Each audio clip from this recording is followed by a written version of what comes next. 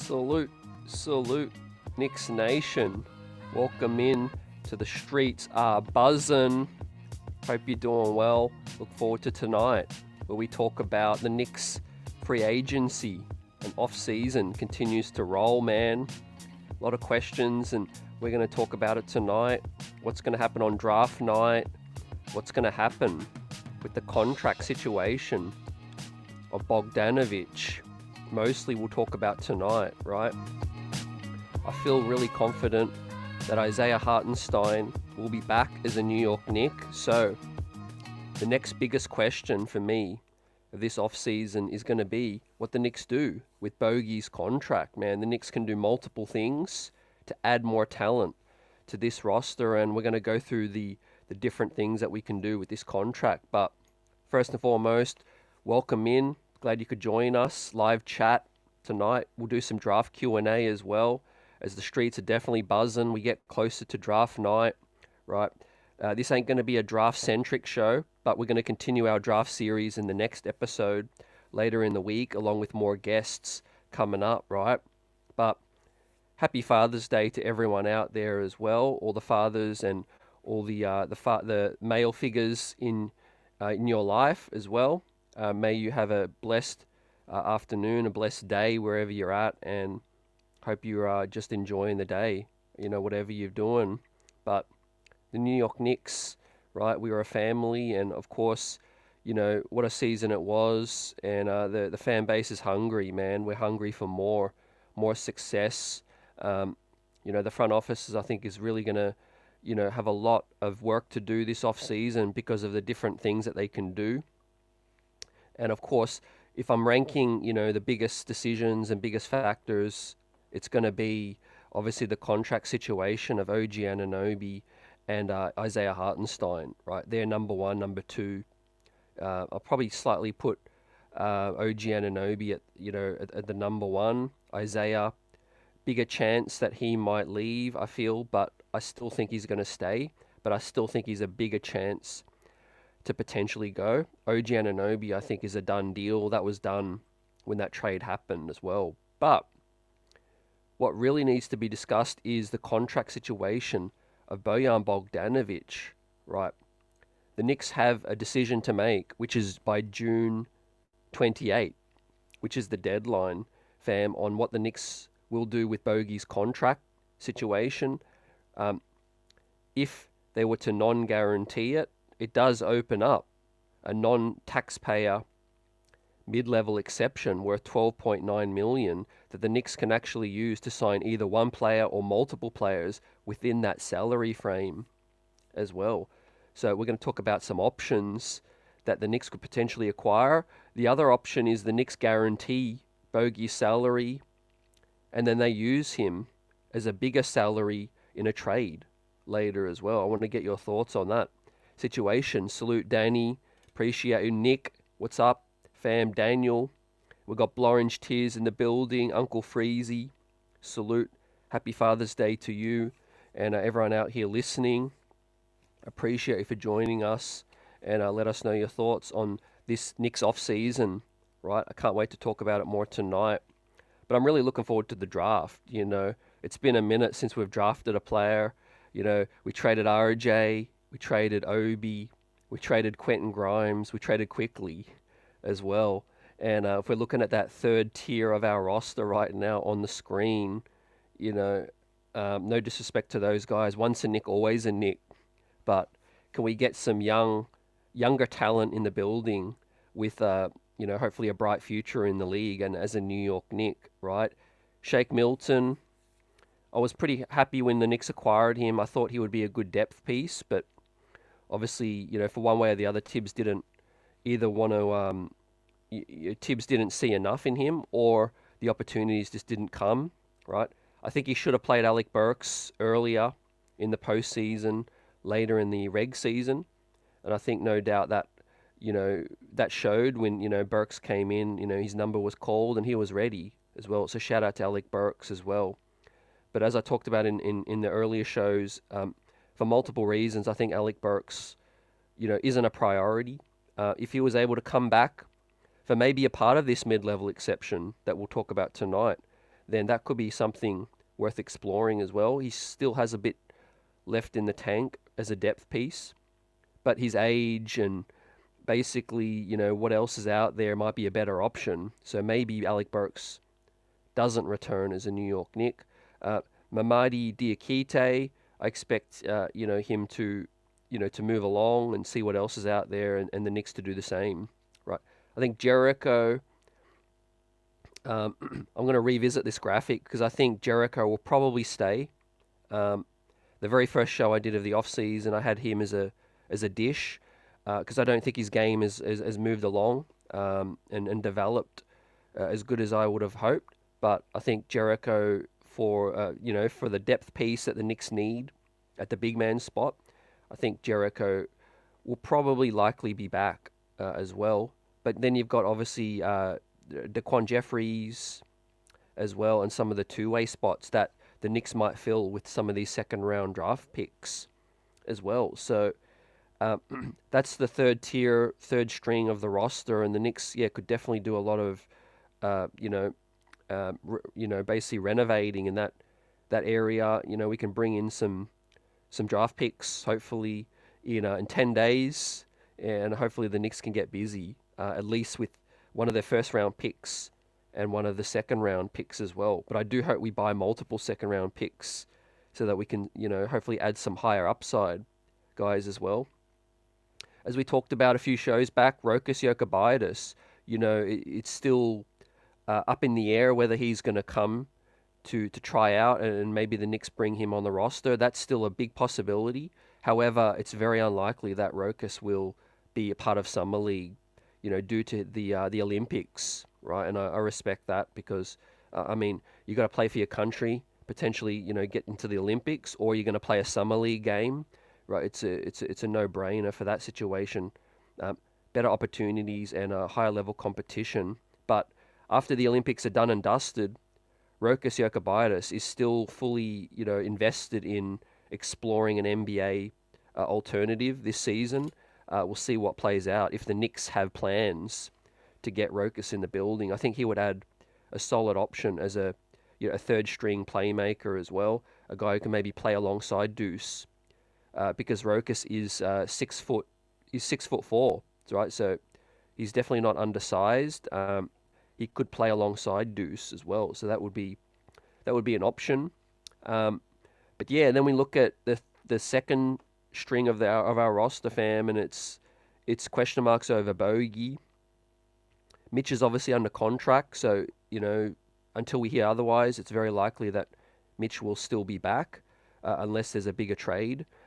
Precious Achiuwa, the Knicks have his bird rights. I think they will probably, he's a restricted free agent if they extend a qualifying offer, which the Knicks might do.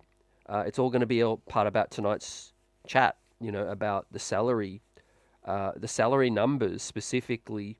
The Knicks got to go down the list of priorities, and then once they get to a Precious Achiuwa, then they'll address that. But they'll probably extend a small qualifying offer just to make sure that he's restricted, and then other teams will have to outbid for the Knicks to then see if they're going to match that. But it's all about Bojan Bogdanovic in terms of the main topic of tonight's show, fam, and I'm kind of excited with the Knicks options that they can do. Obviously, I just talked about the two big options. June 28, right? That is the key date for the $20 million contract of Bogey to get guaranteed, and that's 2 days after draft night.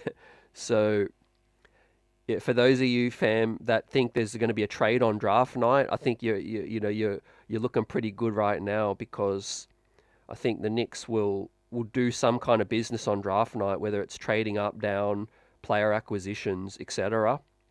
The June 28 option, right? They've got to decide, is it worthwhile? Is there a player out there right now, I think is the best way to say it, that could be better use of the 12.9 million mid-level that would open up if the Knicks don't guarantee Bogey's option, right? We're going to go through the free agency trackers right now. Who are the unrestricted free agents which are the players that have a player option that can decide their fate and become a free agent, which players have a team option as well, like Bruce Brown, who looks like the Raptors are going to pick that option up and then look to trade him as well. So that could be a conversation we talk about in terms of players acquirable. But some of the names that I've summarized already, let me know your thoughts on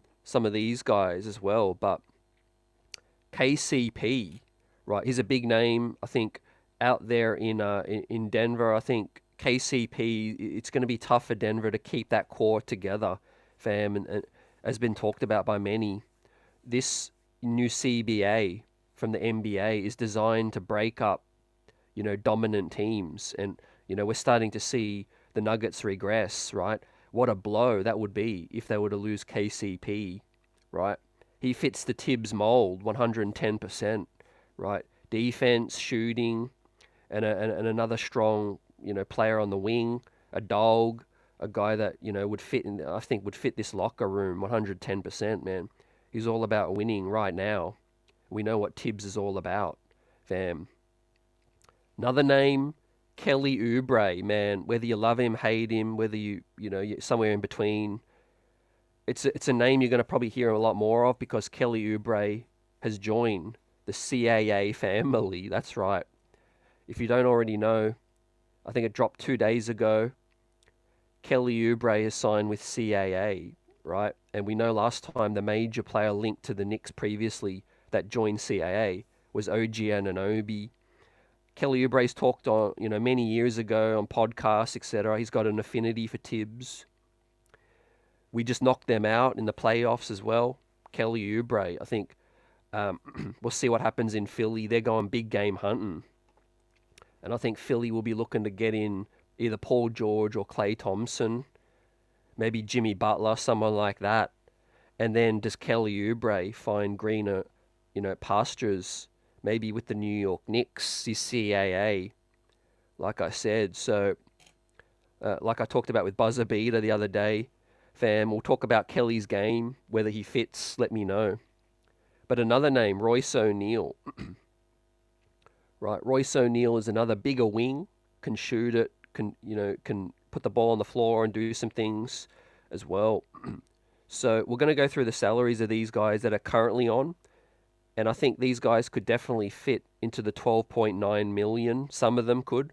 Probably not KCP, of course, but that is the first option that the Knicks could do with the trade as well. So, the second option.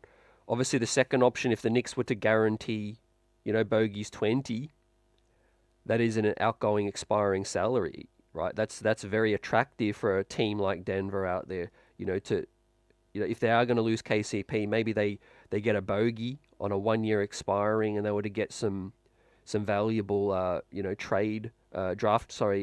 compensation with that one as well. So I think KCP should be a target for me. The other option on the list is Bruce Brown. Bruce Brown has a $22 million team option that the Raptors reports come out that they're going to pick that option up and they're going to look to move Bruce Brown immediately as well. So those two fit like a glove in terms of the salaries. Tibbs, a big Bruce Brown fan. Bruce Brown, I think he's twerked for the Knicks before. He's talked about the Knicks, being a good fit for him as well. So these are the names out there that I think a lot of them are, have been linked to the Knicks previously, but their games I think would fit what Tibbs is into right now. Bruce Brown would give us a bit more playmaking. He can handle the ball as a third guy. I think Brunson could, play a few possessions off ball. He'd also bolster the bench as well with the younger legs, Bogey's not getting any younger. He's 35. It was always a short-term thing. Well, one of the good things that we could, do with this move is we basically, swap Bogdanovic's production with the younger guy that can give us the same or maybe better production, right? And we can combine these salaries too. Now, Bruce Brown's going to be on the bigger end, so he's not going to fit into a 12.9 mid-level. So that would have to be a trade with Bogey as well. We'd have to pick up the option and then trade it after the 28th too. But some of the names that we could sign outright that I feel for the 12.9 would be potentially Malik Monk, who I think was on 9 million this season as well. Possibly a great bench piece to come in, give the Knicks that 6-man tag that we lost with Quickly, right? There's a guy out in Utah, Taylor Horton Tucker, as well.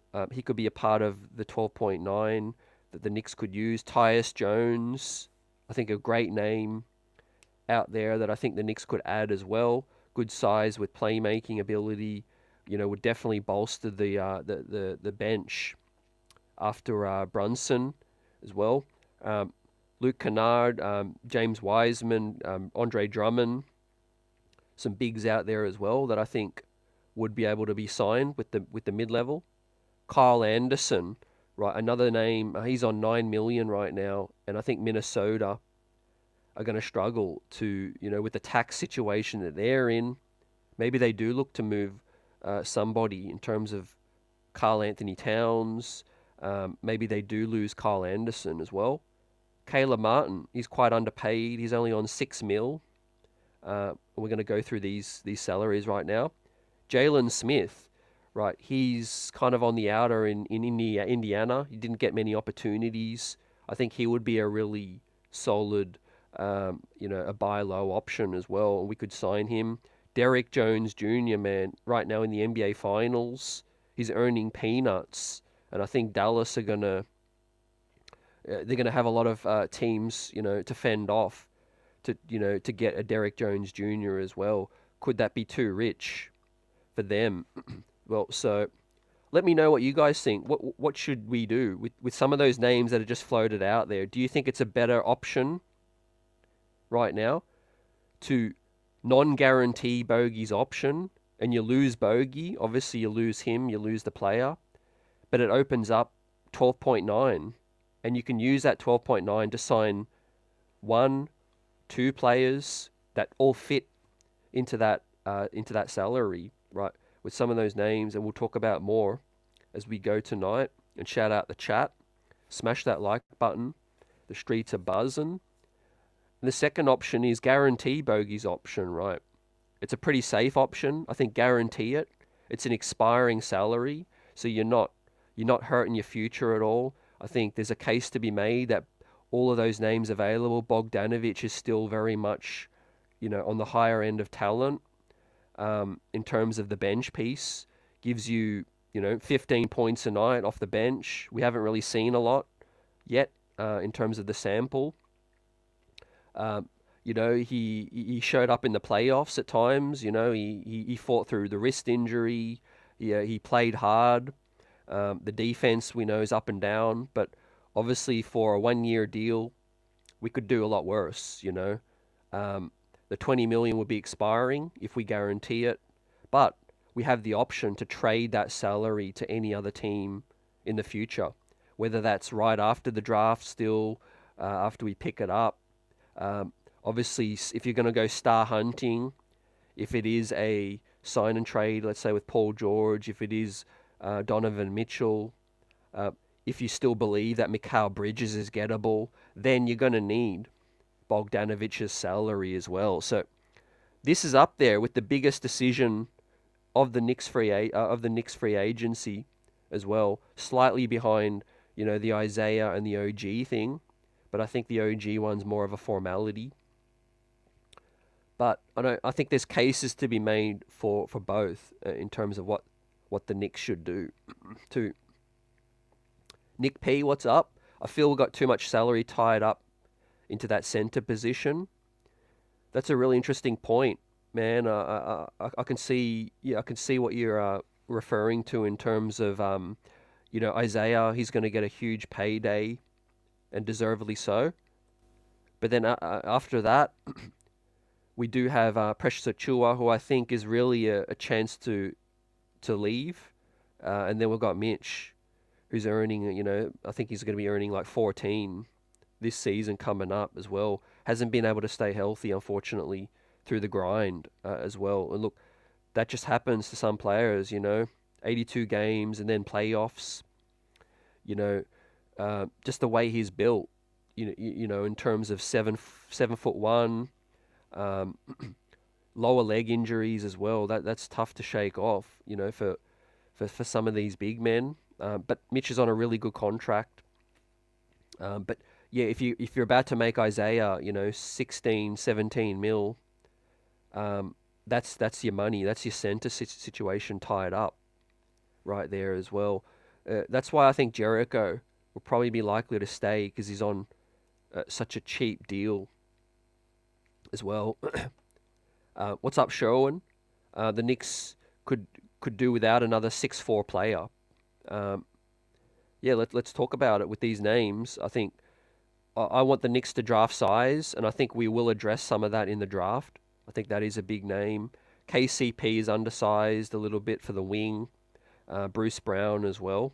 But I think, given the fact that we had, Josh Hart, 6'4", guiding a lot of the bigs at the 4 spot, Bogdanovic does offer that size as well. Kelly Oubre, I think, is that name that would address some of that. He's 6'7", 6'6", 6'7", good wingspan. What's up, Tyon? Salute. So, yeah, I think the Knicks will be all about adding to their depth. Which, look, if I'm going to make a prediction, right, this could lean one way or the other, right? Nothing's indicating what the Knicks are going to do. Not even Begley, Woj, Shams, Katz, Bondi. Nobody's really leaned towards one way or the other yet, because we've still got some time. The draft has to play out first. But if I'm going to make a call, I'm going to say that I'm now leaning towards that the Knicks don't guarantee Bogdanovic's salary. Something is just telling me, I just got a feeling that the Knicks can do some things, right? Still, they can add some talent.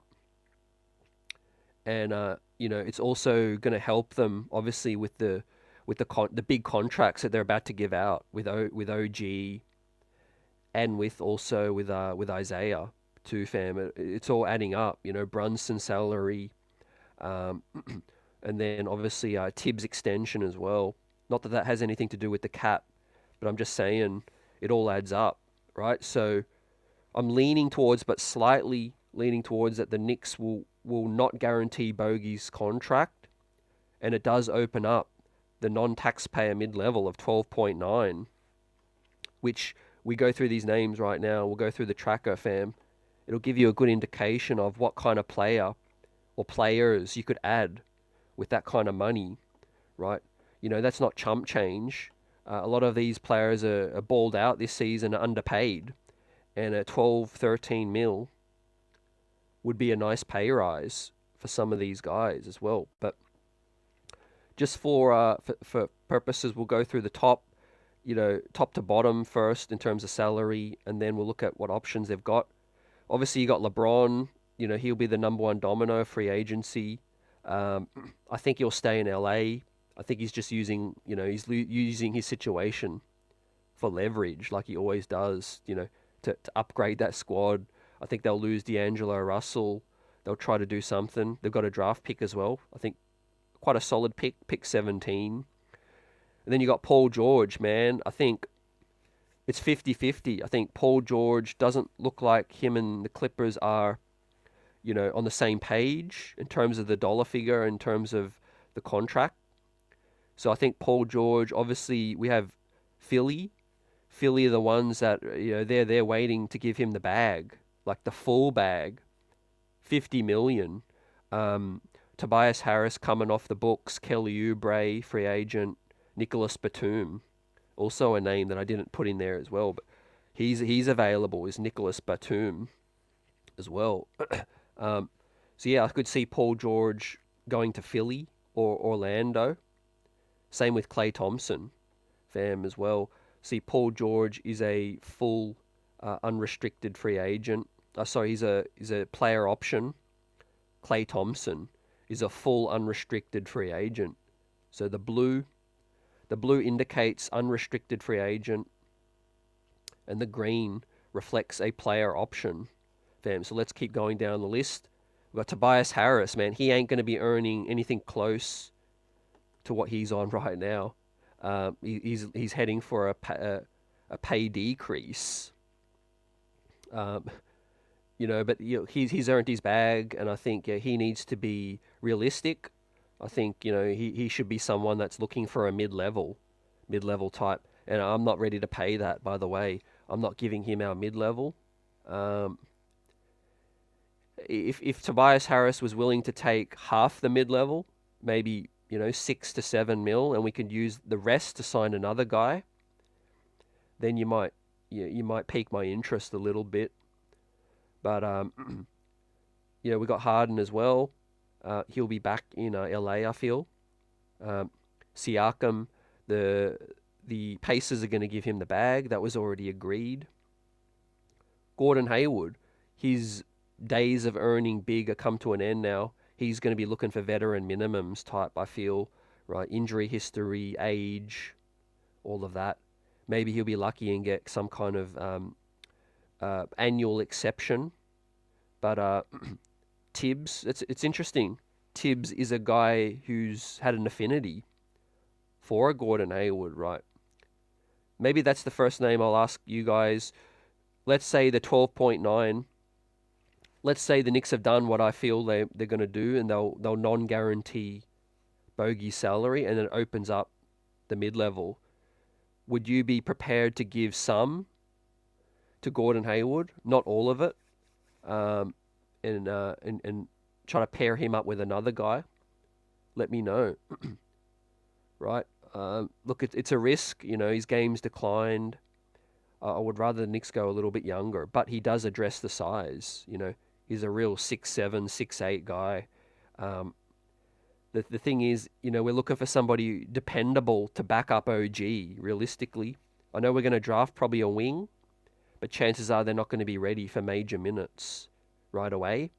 Gordon Hayward is a veteran that Tibbs would be comfortable using, but the durability is a concern as well. Marvin says absolutely no. Sherwin says no as well. And same with building blocks as well. Agree with you guys, 100%. Let's keep it moving. Kyle Lowry, another name that I'm not a fan of. Right. He's again, his days of earning big money are gone now. He's looking for, veteran minimums, but he is an unrestricted free agent. Right. So the Knicks could definitely get him with any part of this mid-level money. I would say, look, the Nova situation's there. That's hovering in the background. He might be the Nova guy that people don't want. Everyone's talking about Bridges. He might be another Nova guy that might say, hey, man, all right, if you can't beat him, join him. And pair up with Josh Hart, Brunson, and Devo as well. Look, veterans minimum. I have a dislike for Kyle Lowry, but if he's willing to take a veterans minimum, I wouldn't say no. DeMar DeRozan. Now, DeMar would fit into category option 2, where we'd have to guarantee Bogdanovic's salary and then use that as a trade, because DeMar is going to be making too much. Right? I don't see his salary dropping too much. Right now he's on 27 mil. Right? We know the Bulls can get cheap. We'll see what the Bulls want to do and what DeMar wants to do as well. I think he really wants to win. I think he really likes being in Chicago. He's really been respectful about the situation, but I think he really wants to win. He'd be a hell of a 6-man, right? If he is willing to come off the Knicks bench, that's your 6-man right there, right? For many years, I think that would be solid. But the salary is tough. We'll see what the Knicks could do with Bogey's full guaranteed salary. Obviously, we can pair up some other ones with Mitch included if we need to make the money match as well. Like Building Block says, he wants 30 plus, and he wants multiple years as well. think that's going to count against him for the New York Knicks too. But yeah, I think it's going to be a good conversation in the Knicks front office in terms of, I think Tibbs is going to want, no doubt, these veterans that are, even if they're on the old side, but guys that can help win right now. But I think the front office is going to be a little bit more like looking towards the future as well, like they have been. They've been quite responsible. Some say too responsible, some say not responsible enough. You can't please everybody. But yeah, DeMar is approaching, 34, 35 years old. The money is a little worrying for me. If it was a lesser risk, I would probably look into it. But before we go any further as well, we've got Jay Bogey in the building. Jay Bogey, like I said before to everyone out here, happy Father's Day to you. All of the fathers out there, all the father figures, the male figures in your life, keep this thing buzzing, and appreciate the love, man. Appreciate the love, and hope you've received all the love in the world today, and moving ahead, guys, as well. Knicks Nation, we up in here big. Buddy Hield is up next. Now, Buddy Hield is a unrestricted free agent as well. He stunk it up in the playoffs outside of that Game 5, I think it was. But it'd be a no for me because I think he's still going to be earning a decent amount of money. That would probably take up the full Knicks mid-level. I think that would probably take it all up, if you're lucky. But you'd probably have to do a sign and trade situation. The next guy, man, Bruce Brown Jr. Now, the red indicates team option. The red next to Bruce Brown. So the latest, I think this is a report from Hoops Hype. I think that the Raptors are going to pick up that 22 mil for Bruce Brown, and it's going to be look to explore trades, and that's where I think the Knicks might look into that. Well, I think Tibbs is going to want that. Does Leon Rose want that? Does he look into a Bruce Brown and think, swapping him for Bogey, is that really going to move the needle? Because then you've got Bruce Brown's salary on your books as well. Can we come to some sort of agreement moving ahead for a contract as well? So that's going to be tricky. Obviously, yeah, if the Raptors pick up that option, though it is still expiring, is Bruce Brown as well. So that does give the Knicks some kind of flexibility. But it is a much higher number. To Bruce Brown, the player, I think can add a little to the squad. I think it depends on what we do on draft night. I think obviously the money's not mine, but if it's Kelly Oubre or it's Bruce Brown, I think Kelly Oubre, at a cheaper price, can do better defense, can play better defense, has a bit more size. Bruce Brown offers you a bit more playmaking ability as well. Obviously, he's a champion as well. Comes in with some of that experience. You guys let me know. Who would you prefer out of those two? Right. But we could get Kelly Oubre, as we'll talk about later, I think, with the mid-level. But for Bruce Brown, it would require the trade of Bogey. It would require the Knicks to pick up his option, right? So yeah, to summarize, I'm not a big Bruce Brown guy, but I just see the links with Tibbs. I see the links with the front office as a possibility. How strong? It's been talked about by Ian Begley before that he's, that there's been mutual interest in the past. We don't know yet whether the Knicks are, whether that boat has sailed or not, or whether the Knicks still have some of that interest in there as well. But he is definitely a name to continue to look out for, in terms of the Knicks bolstering their bench. He would be a younger, a more reliable option than a Bogdanovic, I feel, from the health perspective. Better defender as well, no doubt. A bit more playmaking versatility with handling the ball. but of course nowhere near the scorer that Bogdanovic is, right? Bogdanovic can give you 15 points a night on efficiency, but Bruce Brown would be more of like, he'd be closer to what Alec Burks gave you, I feel, which is inconsistency on offense, better defense, but it would be a short-term option as well. So that's something that I think could appeal to the New York Knicks once again, because if the Raptors pick up that player option, he becomes an expiring salary as well. So the Knicks will basically swap Bogey for another expiring salary. It just depends on which player they would prefer to have. Really? Would you prefer to have Bogey on an expiring, who's already, been in the locker room, but a bit more injury prone, a better scorer, or Bruce Brown, who plays better defense as well, but a bit more undersized as well? So Bogey can play the 3 and the 4. I think Bruce Brown's really more of a 3 for me. We still need to look at that backup 4 spot. And then obviously we'll skip Fournier because we don't need to spend a word on him. But D'Angelo Russell, now he is Green is a player option. Green's a player option. I think D'Lo's going to decline, and I think he's going to want to leave LA.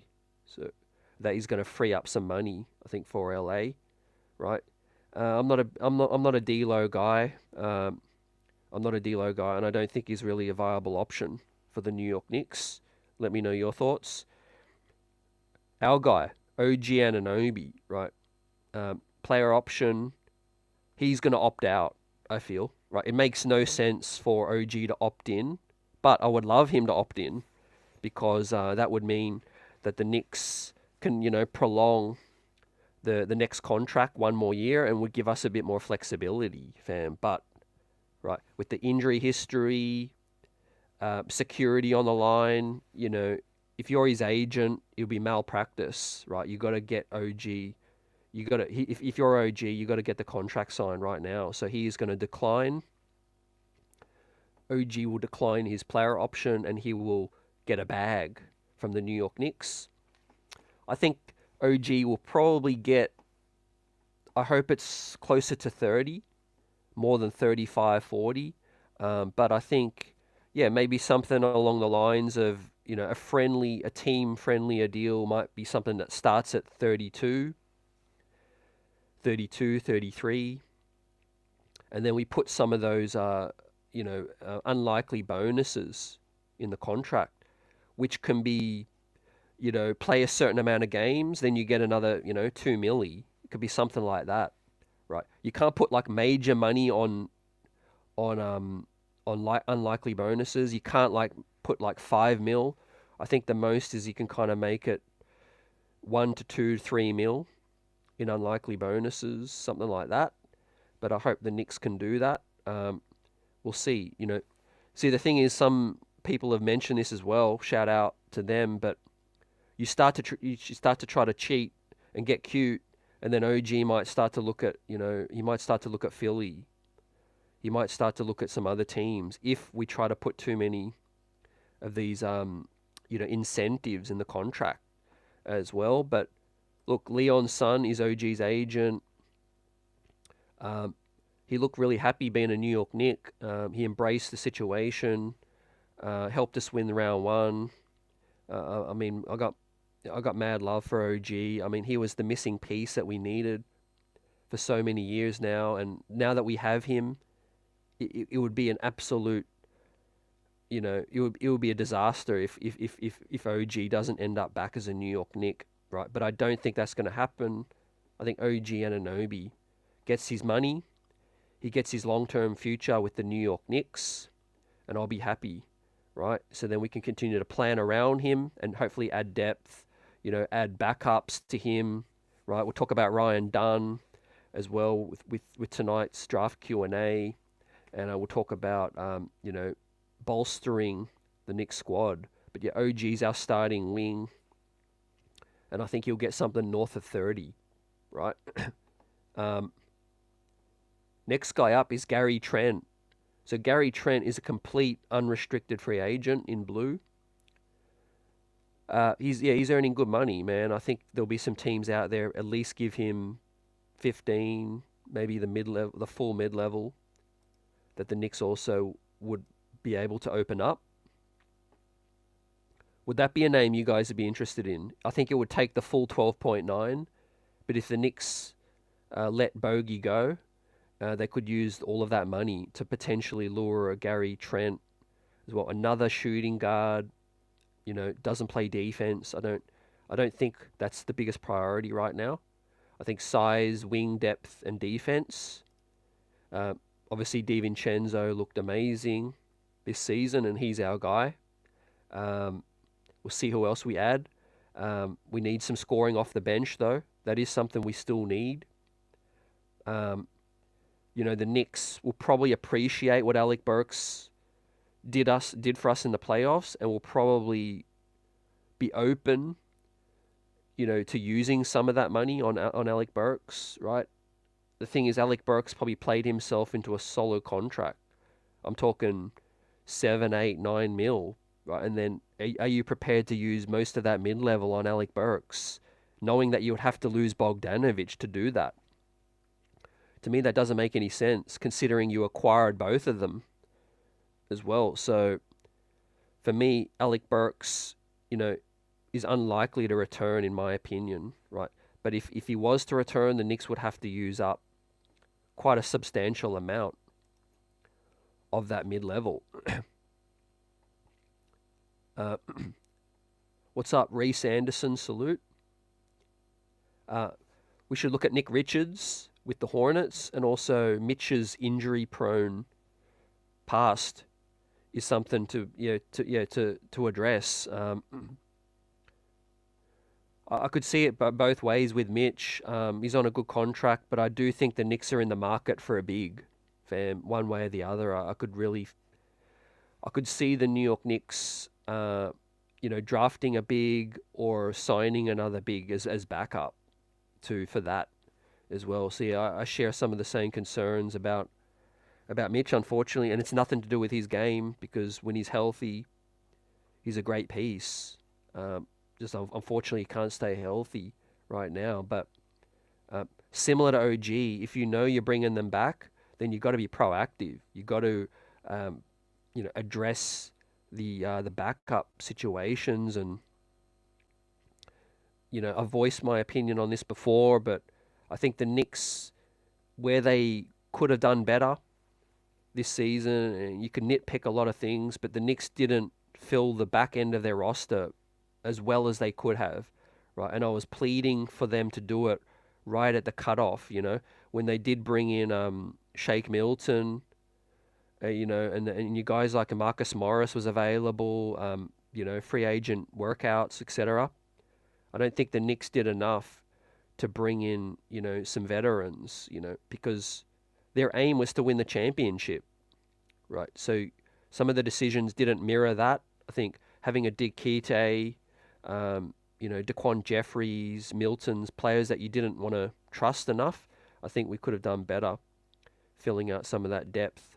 But obviously we suffered, way too many injuries, right? And it's tough to predict that to happen. And, any team suffers the injuries that the Knicks had, and it's basically curtains, But I think the Knicks can still learn a lot of lessons, and I think we do need to sort of, add more depth, as most people agree with, too. Chosen and loving it, salute. Oubre signing with CAA means a high probability he's coming to the Knicks. Drummond replacing Mitch, who will possibly be part of a trade package as well. Yeah, I agree about the Oubre situation. I agree about Drummond being a target. I think Tibbs has, kind of complemented those two players in the past a lot, and I think the interest has been mutual. I think Drummond, going back years, man, he's been a appreciator of the Knicks. The Knicks are kind of flirted with bringing Drummond in, from what I've heard. Mount Vernon native, Kelly Oubre signing with CAA now is just, it's tough to not link the two right now is the last major player to sign with CAA was OG right before becoming a New York Knick. So, uh, and as I said before, what I think is most likely to happen, I think the Knicks non-guarantee Bogdanovic, and because they feel like they can replace him, replace him with a better option in their eyes for 12.9, right? And that could be a Kelly Oubre, right? If we're being honest, Kelly Oubre is a better defender. He's younger than Bogey. Yes, he doesn't shoot as well, but if you're leaning towards durability, defense, reliability, yeah, and just another wing that can really address the backup OG wing spot, I think Kelly Oubre makes some sense. I know some people, like I said before, man, some people don't like Kelly Oubre for different reasons as well. I don't dislike Kelly Oubre. My dislike for Tyrese Halliburton, those kind of guys, Kyle Lowry, Reggie Miller, that's on a different level. If Kelly Oubre wanted to come here and be a nice backup wing, I would not be mad at it. I would not be mad for that kind of money. As we continue going along the list, we will reach Kelly Oubre, and we'll look at the money that he's currently on. But yeah, for Gary Trent, I think it'll be... let me bring this back up. Once again, salute everyone out here rocking out with us. Happy Father's Day to everyone in the building and everyone watching on Replay Squad. Smash that like button. Let me know any questions about the draft coming up, which prospects you would like the Knicks to take as well. Our draft coverage will continue right after this show, and the next show we do will be back on draft specific talk, right, with more guests.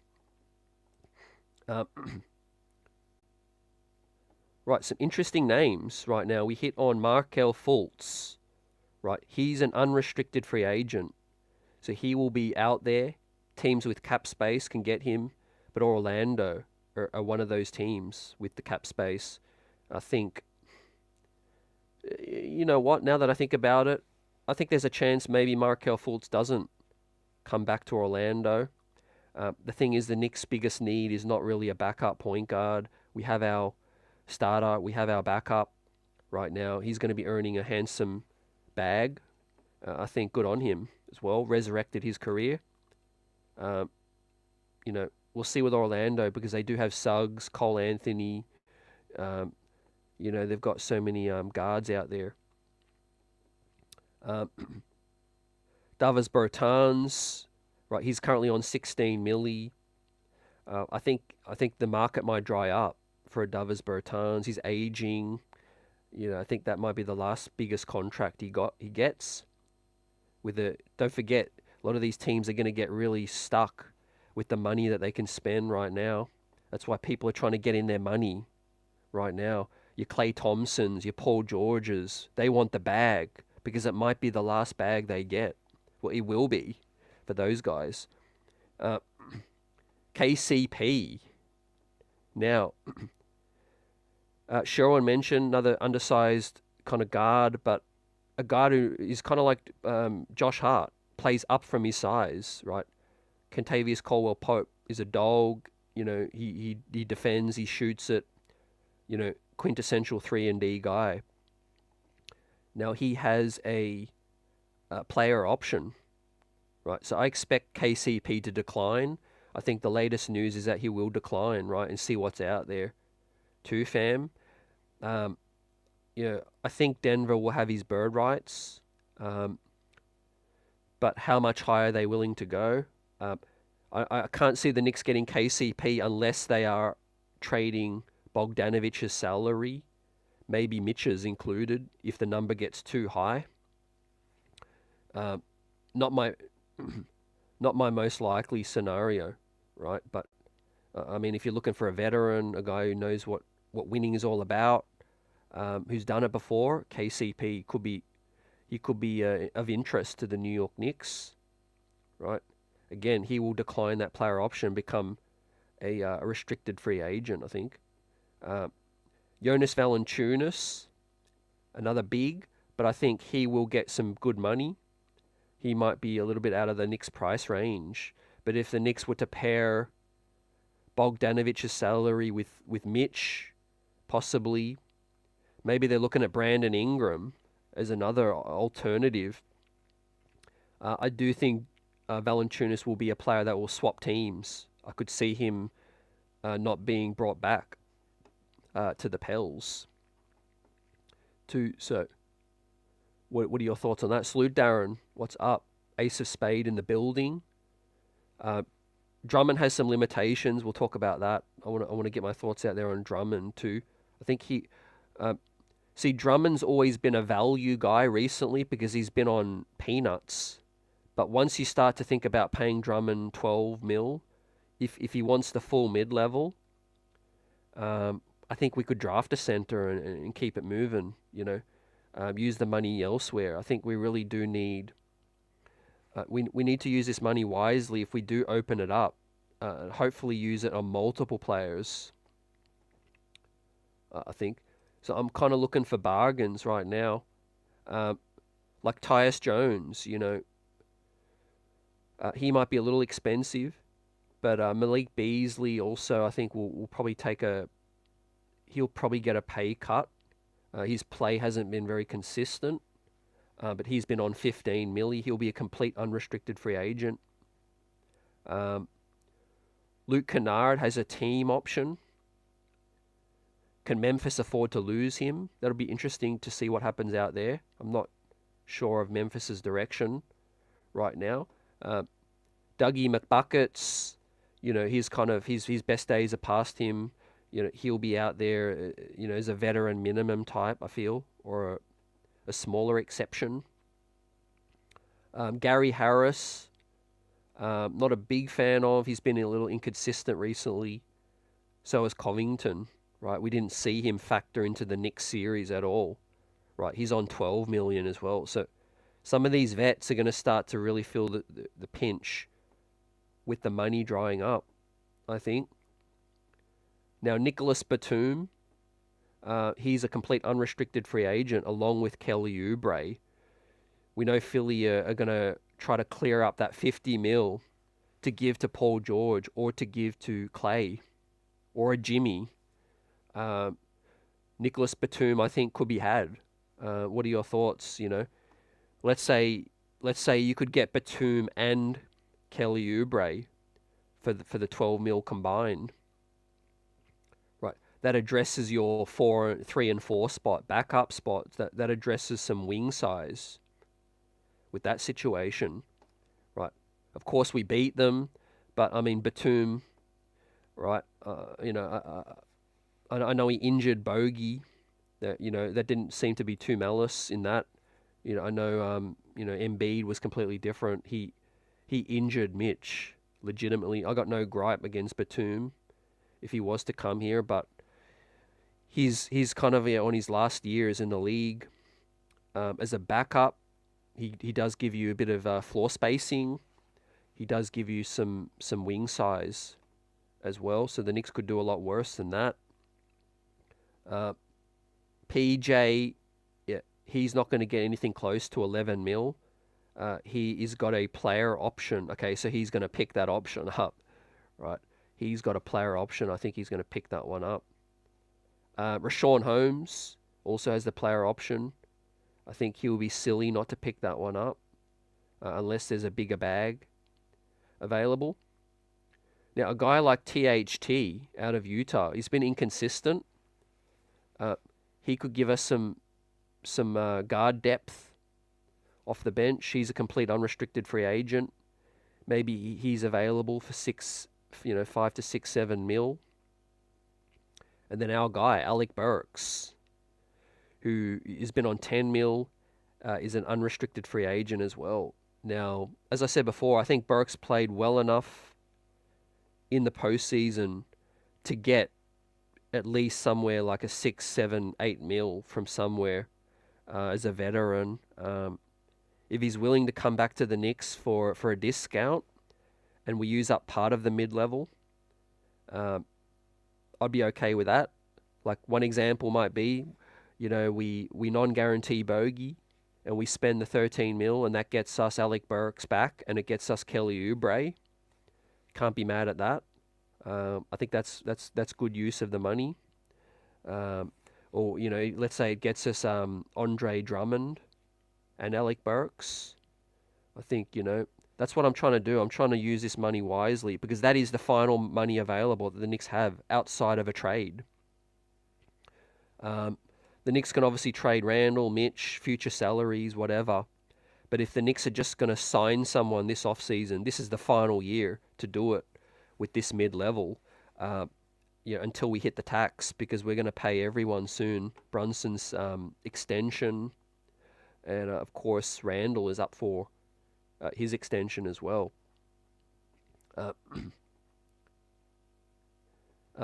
Passing on Beasley, says building blocks. Yeah, I agree. We need consistent shooters. We need guys that have come in and look like they're going to fit what we're doing right now. Also, we need the toughness, and I think guys like Bruce Brown, Kelly Oubre, he's not the toughest player, but he can defend. And I think that's what's going to appeal to Tibbs. I've mentioned this before, but Josh Hart, God bless him, he's done everything we need.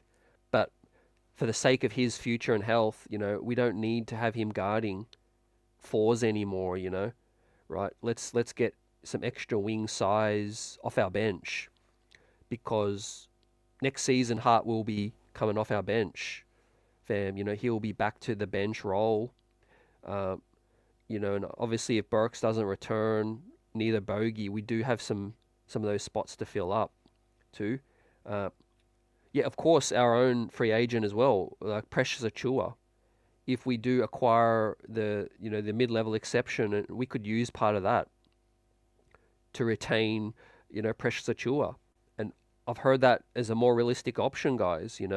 With the uncertainty over Isaiah, the uncertainty over Mitch's health, maybe that's not the worst thing in the world to use some of the money and keep Precious Achiuwa back.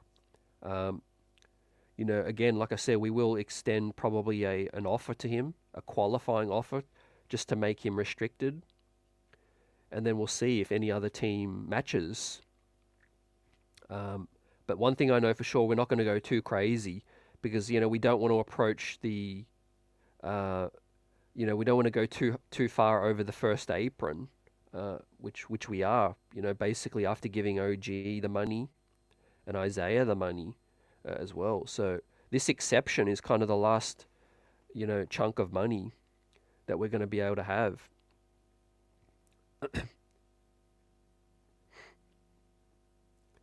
Kevin, what's up? How about a 7-footer from Seton Hall that's playing for San Antonio? He's a stretch 5. His name is very difficult to pronounce. Mamadashvili. Not as familiar with his game, but I like where you're going with that in terms of, it's time to raid some other teams for some backup bigs, for insurance. Some people have talked about Mo Bamba. He wasn't a factor in Philly. He wasn't even used as well. He's really, his stock has fallen. Now Mo Bamba as a vet's minimum. Maybe we do look at something like that, but we do have Jericho too. I'm not that high on Jericho, He's good at some things. He can rebound. The athleticism is awesome.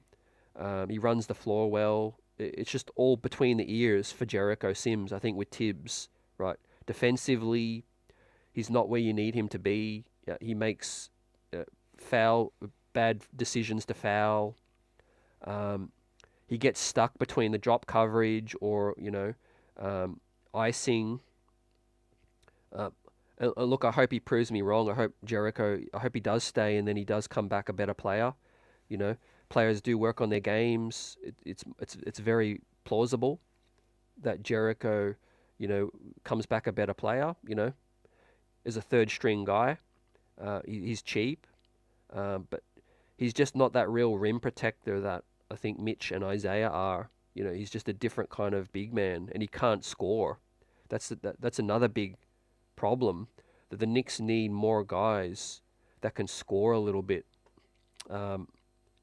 Building Block says, Bamba, over Jericho, probably because he can do a little bit more rim protect and shoot a little as well. Buzzer says no to Mo Bamba, although he is shout out from Harlem natives. Shout out. Look, I think Mo's young enough to be a reclamation project. I don't think he'll be out of the league. But yeah, his stock's never been any lower, and I think Mo will have to come in, have a big summer. He'll have to, maybe, get an opportunity. It's all about fit sometimes, man. It's all about opportunities. Which reminds me to mention this as well. The Knicks have held a free agency workout, right, already, right? As part of that, there was Jarrett Culver, right, a former, I think he was the 6th overall pick, right? You guys all might remember Jarrett Culver. He was in the he was in the Kevin Knox draft. I think it was the Kevin Knox draft. Correct me if I'm wrong, but maybe the RJ draft. He was one of those. He was the RJ or the Kevin Knox draft. A wing who never fulfilled his potential, but the Knicks have worked out him, and I'm kind of happy to hear that, because the Knicks are looking at every single avenue, whether it's draft, using mid-levels to find some more talent, or, complete unrestricted free agency workouts. See, one positive about these reclamation guys, like a Jarrett Culver, Mo Bamba, is you could get them for a veteran's minimum, right? Because their stock is so low, right? And if I had a choice, whether it's like Daquan Jeffries, Diakite, and Shake Milton, or putting Mo Bamba, Culver, and someone else, then I would choose, Bamba and Culver. They've at least got more NBA experience, So, as third string guys, I think the Knicks are on the right track. I think that's the main thing. It does sound like they're hearing all the feedback and the voice of the fans that we need to stock up. Injuries can happen, and we learned the hard way, and hopefully we learn. Because OG is going to get his money. Let's not forget Randall's coming off a major injury as well, right? Major injury, with the shoulder situation. Now it's fully healed, but yeah, it could happen to anyone right now, and the Knicks just hopefully come back more healthy. I think that's the difference. The Knicks being in the Eastern Conference Finals or the NBA Finals is purely health, right? This is the year where we can't say that the Knicks weren't there because of talent. It was just health. The talent is actually there. We just didn't have enough bodies. So we just got to address that too. Salute Kenny. What's up, Kenny? Hope you're well. Happy Father's Day to you. And I was kind of hoping Kenny would come back on the staff. Let's see. But for now, it's Mo Cheeks. Mo Cheeks is back. Well, not back, but yeah, he's in the area now, and he's joining the New York Knicks coaching staff. Adding a lot of experience, close relationships with Tom Thibodeau. Let me know your thoughts on the news of Mo Cheeks joining the New York Knicks staff as well. I was particularly happy to hear that it's an addition, not a subtraction. We're not losing Johnny Bryant. We're not losing anybody that we know about, as reports by Ian Begley. It is simply an addition, which is good. We're adding more coaches, right? More guys that can come in. Buzzer says no for Jarrett Culver, and Building Block says I was wrong about Culver. I thought he would have panned out. Yeah, me too, man. He had the tools, right? He had the game, and maybe it is all about fit as well. Because look at Kevin Knox. He's kind of 1 foot out the league right now, same as Culver as well. It's just some of these guys, and we will talk about that with the draft, man, coming up. Where you go and what team takes you, and their current situation can impact your future more than anything, and some guys just need more development. For no fault of their own, some players are just picked higher than what they really should have been gone, and it hurts them, But getting back to the Knicks situation, we talked about Batum, right? I wouldn't be mad because I think he could do some things to help us. Where are we at? Yeah, here. And then PJ Tucker as well. So he's got a player option. I think he's picking that up. Now, yes, after Burks, let's talk about James Wiseman, right? Because I haven't watched much of Detroit, right? He's a very polarizing player. Could the Knicks potentially use part of the mid-level to get a James Wiseman in? I think he's still a reclamation project, and he's a player with tremendous talent though, size, and as a backup he can do a lot more things than a Jericho Sims can. We'll see, too, fam. I think that indicates that he's a restricted free agent and bird rights with his team. So, James Wiseman is a restricted free agent with bird rights. So, hey, Detroit, they've got lots of money, so they might want to keep him as well. One player that I think will test the waters definitely is Malik Monk. He's a complete UFA. He's currently on about 10 mil as well. So, is he in line for a big pay rise, or is the shortage of available money come back, and maybe Malik Monk is a guy who ends up taking the mid-level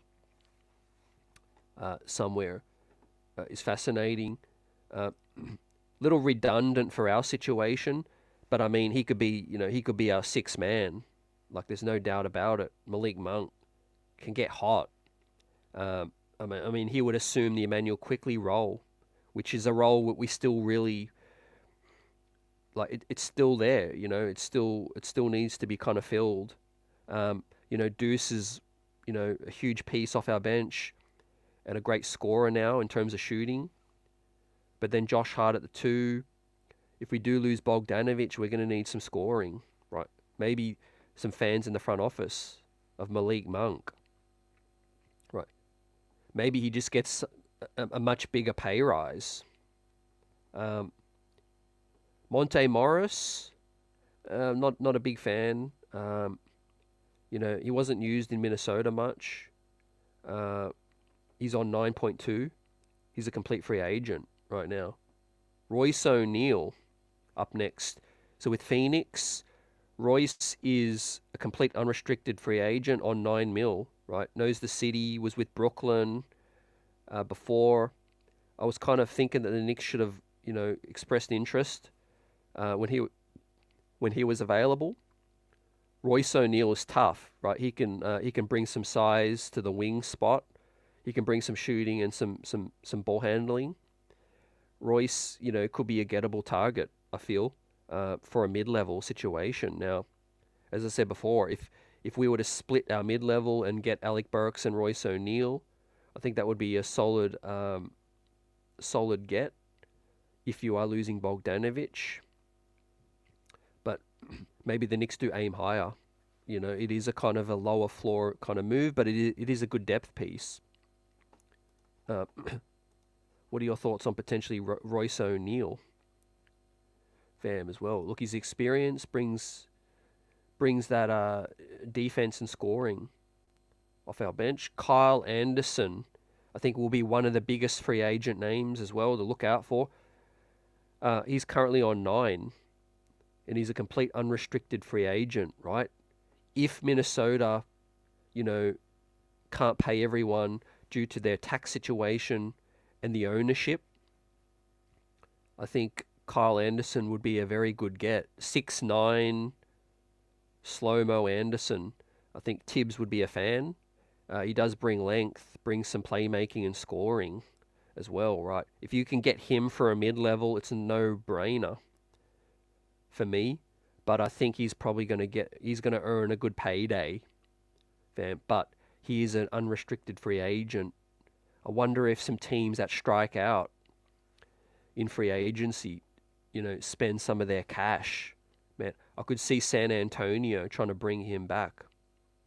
I think I think he was with San Antonio before as well, right? Shokan Salute says Matisse Thybulle could be a solid backup option. I'm not sure of his free agency status, but I'll look out for that as we continue to go down the list. Matisse Thybulle, the problem is his shooting has been really bad in the league, but the defense would be great.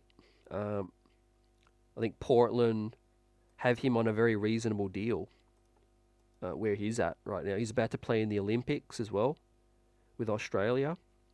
Matisse Thybulle, I think Tibbs would appreciate that, but I think we could probably get his production with Ryan Dunn straight off the rip with the draft. Gary Payton, interesting name. Another playmaking point guard, right? A lot of people are looking at the Knicks drafting a Tyler Kolek, right?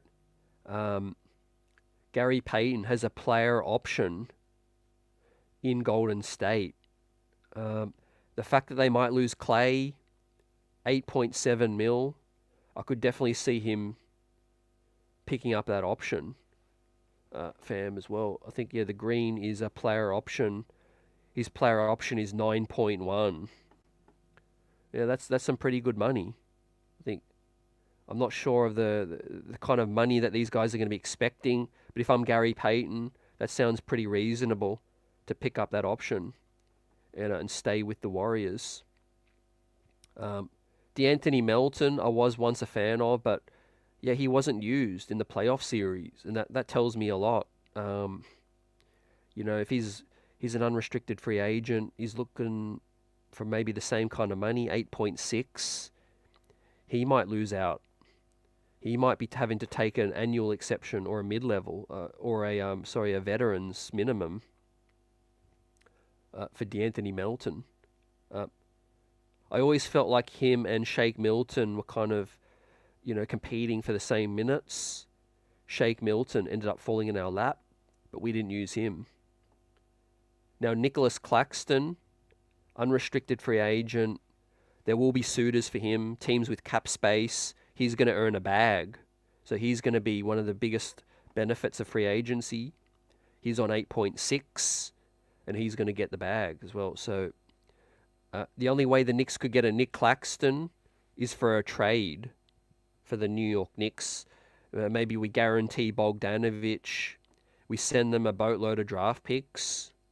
We try to get, obviously, Mikal Bridges first, but Nick Claxton is there as well. Now, Pat Williams is a restricted free agent with bird rights to the Bulls. So I think Pat Williams will be back as well. Chicago's not letting him go. And then the heart of the city, Isaiah Hartenstein, right? All this talk about, the money that he's going to get, and he's going to get money.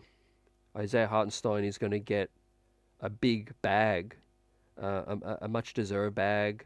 The Knicks took a chance on him, getting him in here on a deal that was, it was scrutinized at the time. It was 2 years, 16 mil. People thought that was an overpay for a backup, right? As we talk a little bit about Isaiah right now, right as we're on him, and his impending free agency, right? What a deal that paid off in the end, right? As Leon Rose, the CAA connections, and the chance that they took on Isaiah, right? The upside was there, but the Knicks took a chance on Isaiah Hartenstein, and no other team was really willing to go that high. So I do think that good faith is gonna be in the mind of Isaiah Hartenstein. Of course, he's a CAA client as well. He's not going anywhere, in my opinion. For anyone that says, yeah, but the money, like 20-25 is the most that's been floated out there. Oklahoma, Orlando now reports Mike Scotto of Hoops Hype. Orlando are a team to watch for Isaiah Hartenstein. But simply because of the fit, the role that's available on a championship contending team. Him and his wife, or him and his family, they're loving it in New York City. The opportunities to run it back, unfinished business, and I think the options available. Now, here's something that the Knicks can do to circumvent, well, the money difference, fam. So the most that the Knicks can realistically offer next season, a starting salary that the New York Knicks can offer, right? Isaiah Hartenstein is about 17 mil. Like that's the most, right? Some people are saying just pay him whatever he wants. It's not possible, with the CBA. But what is possible is that the Knicks do this. They do a 1-and-1. They do a 2-year deal, right, with a 1-year opt-out, right? So he comes back for next season for 17 mil, the most that the Knicks can pay. He opts out, and the Knicks get his full bird rights with the 3rd year being a New York Knick, right? See, the reason that the Knicks can only pay, 125%, I think, of his current salary, 175%, I think, sorry. The reason that is because they only have 2 years of tenure with the Knicks, and they don't have his full bird rights, right? But if he comes back for one more season, they'll get the full bird rights for Isaiah, and they can do a 1-and-1, right? And then they re-up, and then they give him the mega bag, right? That way he ain't really losing much money, right? In that scenario, right? Yes, the other team, Oklahoma, can maybe offer him a starting salary of 25 for next season, but that's just 1 year, right? After one more year, then the Knicks can then re-up. Now, of course, Isaiah's going to have to want to do that. It's still, injuries, and it's a risk, signing a 1-and-1. But obviously CAA, there's good faith there as well. The chance that the Knicks took on Isaiah Hartenstein, I think, won't be forgotten. That won't be lost. But look, obviously business is business sometimes, So, but look, I do think Isaiah's coming back because of the role. And I do think that the Knicks, can do different things to circumvent the money, right? At the end of the day, if it's, a couple of extra million, when you're already earning what you're earning, to some players, money's not everything. It's all about happiness. It's all about fit. It's all about the role as well. You know what I mean? So yeah, I do think our own free agents are staying. I think it'll be OG Anunoby and it'll be Isaiah. And I think Bogdanovic might be the one to go. And we look at that too. What's up above the rim? Salute, coach in the building. Glad you guys can join us. Salute. We're chopping it up. Free agency. The Knicks, I think, biggest uncertainty decision will be with Bogdanovic, right? Buzzer beater with the super chat. Salute, buzzer. Let's get it. CT, should we look at Miles Bridges? He is a free agent too. Glad you brought that name up, fam, and we're about to hit on him on screen with Miles Bridges, right? Could he fit into the Knicks mid-level? Could the Knicks do the trade to get a Miles Bridges up in here? As we go, here we go, Miles Bridges. He's on 7.9, and he's a complete free agent, unrestricted as well. Now, a team like Charlotte, I think, are going to try to keep him and definitely not lose him for nothing. So I think he's either going to get a bigger bag and they keep him, or they do a sign and trade. Should the Knicks look at him from a talent perspective? Yeah, the answer is yes for me. Talent-wise, though, I think the Knicks don't have room in the starting five, and I think Miles Bridges is a starting five player in the NBA. So I think that is where the difference is going to be in terms of Miles, wanting to be with the Knicks. If the Knicks, in some disastrous situation, lose OG Anunoby, yeah, you need to look at that a lot more heavily. But right now the Knicks don't have a starting spot to offer Miles Bridges, right? Julius Randle's still here, and he's not going anywhere, and he's a better player than Miles Bridges as well. So I think Miles will find himself either back in Charlotte or with another team with good cap space as well. But his stock's fallen obviously after different things, off court situations, but the talent is still there. But I just don't think that the Knicks have a starting 5 spot to offer a Miles Bridges as well, and he is undersized. I wouldn't even swap Randle for him because the Knicks would still, they would lose size as well. Miles Bridges is 6'6", he's athletic. I think he's a little closer to 6'7", but the Knicks have Julius at 6'8" with that situation. But definitely a name that's one of the bigger free agents available. So appreciate you for checking in about Miles Bridges. Right, let me know your thoughts. Now, as we move along, man, my thoughts, Isaiah, he's going to get, I think that is what is going to happen. I think Isaiah will get the money with the Knicks.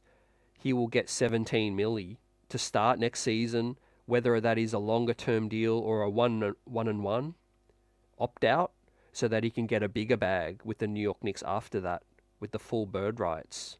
But Isaiah's coming back, right? Also, the benefit of the dates, fam, as I bring this thing up, right? The NBA draft is on June 26, right? Free agency, June 30, 4 days later at 6 p.m. Eastern, that current teams can start negotiating with their own free agents. So, but the reason I mentioned draft night is June 26. That's going to tell us a lot before that stuff even happens. That is going to tell us what the Knicks are looking, feeling good about in terms of the big man situation, right? If the Knicks trade up to get Zach Edey, or they trade up to get Khalil Ware, that's going to tell you something about the situation with the Knicks bigs, right? Whether that's a direction they've made with Mitch or Isaiah as well. So look out for that. Obviously June 26th draft night is going to tell us a lot too. But 4 days later, we're going to know what's up with Isaiah. We can negotiate with him before any other team can, right? That is the benefit of the new CBA. 6 p.m. on June 30, you can start, locking up your own players with contracts, etc. as well. So it'll be interesting to see, OG, Isaiah, whether they just put their money where their mouth is and they just say they don't even wait to free agency with other teams. They don't even talk to them.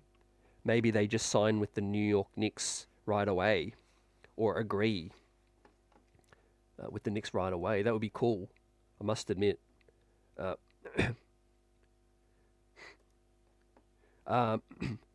Uncle Jeff Green, he's a veterans minimum kind of player. He would be cool to have on the end of the bench, right? I don't think he's going to be earning 8 mil. I could be wrong. He's on a team option. That's interesting.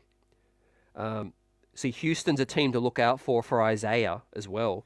Their big situation, I know they've got Alfred Sengun, but they've also got Jeff Green, they've got Landale as bigs as well, and both are up in the air. Now Mo Wagner, he's a team option as well, right?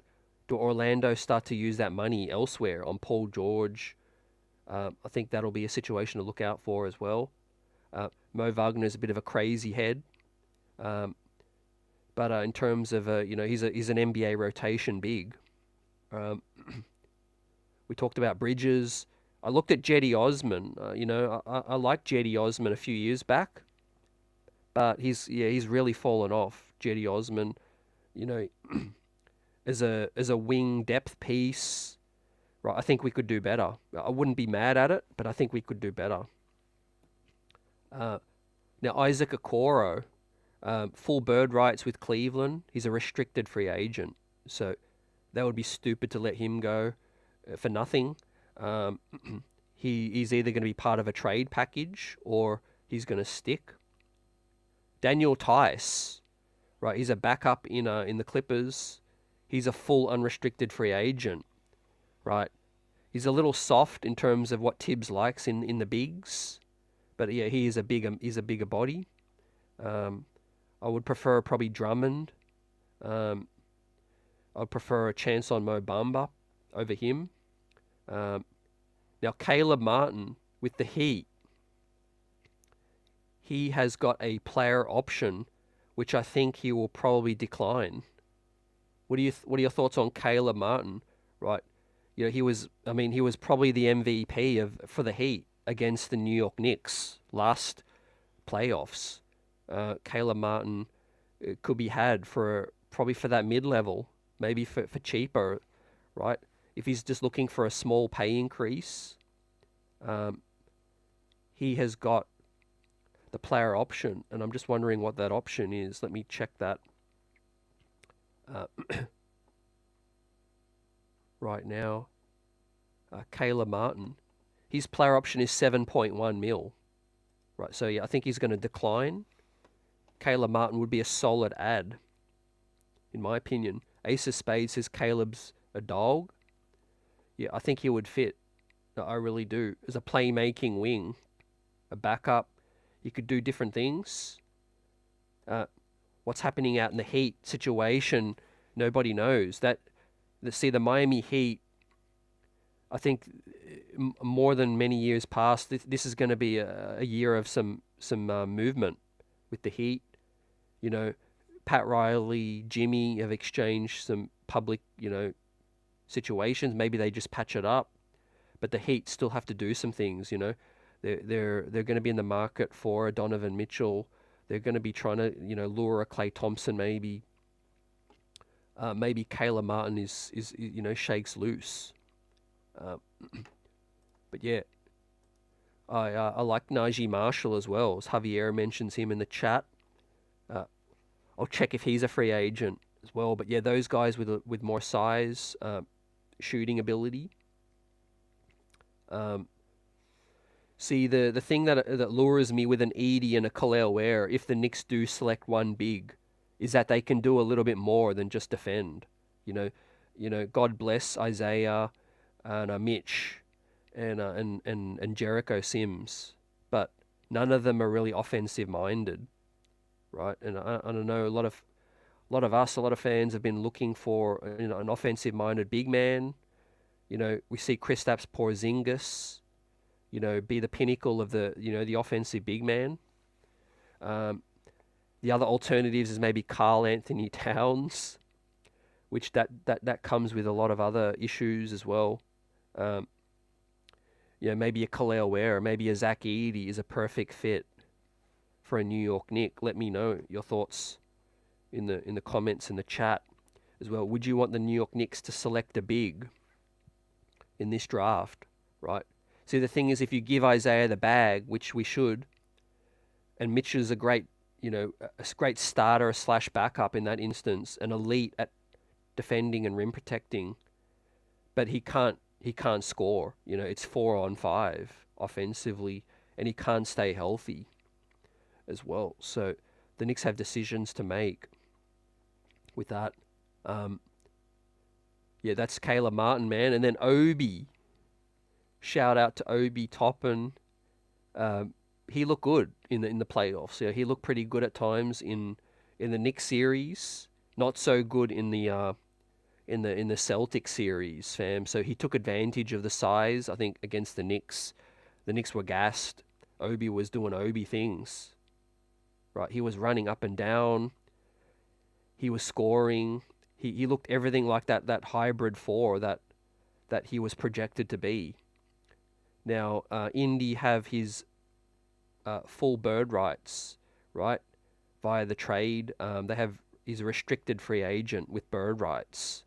So, let's see, man. I think maybe that's why Jalen Smith is a name I put in this list, fam. And we've heard some reports recently just come out that Jalen Smith might shake loose out of Indiana, right? He would be a high upside big to take a look at, right? If you could get him, right? Derek Jones Jr. I like the sound of as well. He's only on $2 million, right? He's going to be, or Dallas is going to have their hands full trying to bring that core back as well. So that's Obi. Look, if anyone else was coaching this team other than Tom Thibodeau, I would say, yeah, that's something to look out for as well. But, you know, we'd just be revisiting the past, you know. He'd still be backing up Randall. It'd be the same situation again. Now, is he a very good backup? Absolutely. You know, I don't think Obi would be, you know, clamoring to come back here. I think, you know, hopefully finds better opportunities in the league, you know, with teams that can suit his skill set, I think. Right now, Tibbs prefers rim protection, rebounding, you know, and solid defense from the bigs as well. Above the rim says, I could see Obi heading out to OKC. That would be a good fit. Man, I could also see him fitting in Orlando. They get up and down. I could see him fitting with Houston, Texas. Hell, maybe even Dallas. You know, if they lose Derek Jones. Buzzer about Tyus Jones, man. I think Tyus Jones will be too expensive for the mid-level, but I think we could get him for a Bogdanovic trade. So yeah, we have choices in that minute, man. We could either guarantee Bogdanovic and then send him out in a sign and trade for Jones, or yeah, if Jones is willing to take the 12.9, I think that would be great. But I think Tyus Jones will probably get somewhere like 14, 15. Brandon Ingram, yeah, I think his stock's definitely fallen. I think Brandon Ingram is not the piece the Knicks are looking for. I think he would be a great offensive player that on this squad. With Brandon Ingram, right? I think with OG and Randall, that's the chance of getting Brandon Ingram gone. You know, 2 years ago, yeah, Brandon Ingram would have been. I would have driven to the airport, man, to pick him up. But, you know, 2 years down the line now, you know, questions over his durability as well as just fit right now. And I don't think he's the best Tibbs kind of player. I think Tibbs would still choose Randall over Brandon Ingram. But yeah, we'll see, man. I think Brandon Ingram's going to be the one to leave. I think Zion Williamson, with the kind of the bounce back that he showed, I think Pelicans will keep Zion, and I think Brandon Ingram will be had. He'll be available. Yeah. It's just all about the kind of fit right now. It's amazing how far we've come, man, in 12 months. Like, there'll be players that, like I said, I would have absolutely brought in a year ago, but now it's like we're one game away from the Eastern Conference Finals, and then the chance to make the finals. We have to choose carefully about the next pieces, you know, that come in to fit this squad. And I think, yeah, the current squad we have is good enough to get us to the NBA Finals, in my opinion. And I agree with Buzzer on this one. Ingram's just he's not that guy for the Knicks. That doesn't mean he's not good. I just don't think he's that right guy for us. Tibbs likes a better defender and, you know, a more durable guy. Locker room fit might be a situation that they have to think about as well. But here we go, man. Andre Drummond, fam. Right. Get this ad off. Yeah, Andre Drummond, right? He's only on 3.2, man. Complete unrestricted free agent, right?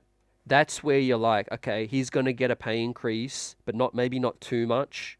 The Knicks will have some money to spend if they open up the mid-level and non-guarantee Bogey. That gives us assurances for whatever happens with Mitch, Isaiah, Jericho. Tibbs guy, rebounds. Yes, not the best rim protector, I know. But Andre Drummond has had interest in the Knicks before. There's been some mutual interest as well. I think he's always wanted to play, in the area. He's from Mount Vernon. Could this be the year? Could this be the year that Andre Drummond might be had for the New York Knicks, right? 3.2 milli. I could see him earning, a nice bag, a nice 10 mil. The center market, is quite difficult to predict. But the Knicks' needs might become dire if things go south, right? The fact that he is a complete unrestricted free agent helps, right? We can offer money, or we could offer some compensation to Chicago in a Bojan Bogdanovic, right? And then, as I said, Derek Jones, another guy that I would love to get, unrestricted free agent, right? If all the money starts to dry up and the Knicks still have part of the mid-level, right? Yeah, I think he's shown himself in the eyes of the Knicks and other teams that, hey, you could do some things on the big stage.